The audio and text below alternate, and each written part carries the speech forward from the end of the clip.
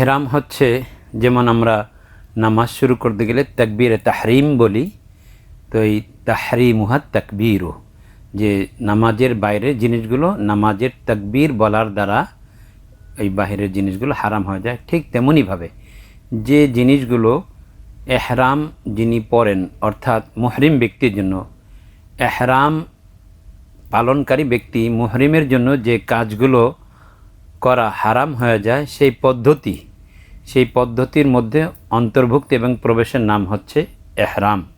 এহরাম মানে হলো যে যখন কেউ হজ বা উমরা নিয়ত করবেন, তিনি মিকাতের পূর্ব থেকেই উপমহাদেশবাসীদের জন্য তারা যদি পানির জাহাজে হজে যান বা উমরা যান, তাহলে তাদের জন্য প্রাচীন কিতাবে যেটা লেখা আছে যে সেটা হলো ইয়ালামলাম, মক্কা থেকে 90 কিলোমিটার দূরের একটি পাহাড়ি এলাকা।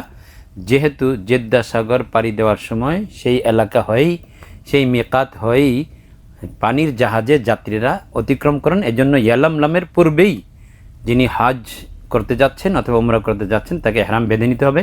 কিন্তু বর্তমানকালে যেহেতু পানির জাহাজের সফর প্রায় শূন্য আমাদের বাংলাদেশে, এজন্য আমাদের ক্ষেত্রে উড়োজাহাজ বা প্লেনে যারা সফর করেন তাদের জন্য তারা কারনুল মানাজিল হয়, যে বিমানটা যায় যখন, তো তয়েফবাসীদের জন্য যে মিকাত, সেই কারনুল মানাজিল হয়ে বিমানটা জেদ্দা যায়।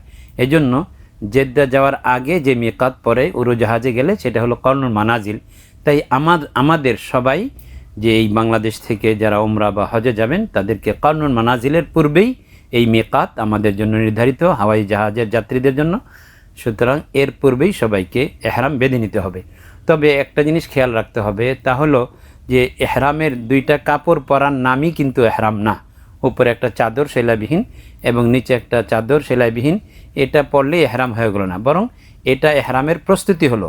এইটা পরার পরে 2 রাকাত নামাজ আদায় করার শেষে যদি মাকরু ওয়াক্ত না হয়, এরপরে নিয়ত করা উমরার অথবা হজের, নিয়ত করার পরে যখন তালবিয়া পড়বে, নিয়তের সাথে তালবিয়া যুক্ত হয়ে যাবে, তখন এক ব্যক্তিকে মুহরিম বলা হবে এবং তার এহরাম সম্পন্ন হবে। যেমন যদি আমি উমরা করার নিয়ত করি তাহলে বলবো লাব্বাইকা উমরাতান, উমরা নিয়ত হয়ে গেল, এরপরে তালবিয়া পড়ব লাব্বাইক আল্লাহুম্মা লাব্বাইক লাব্বাইকা লা শারীকা লাক ইন্নাল হামদা ওয়ান নি'মাতা লাকা ওয়াল মুলক লা শারীকা লাক। এটা হলো তালবিয়া। নিয়তের পরপর এটা পড়ার মাধ্যমেই কোনো ব্যক্তি মুহরিম হিসাবে গণ্য হতে থাকেন।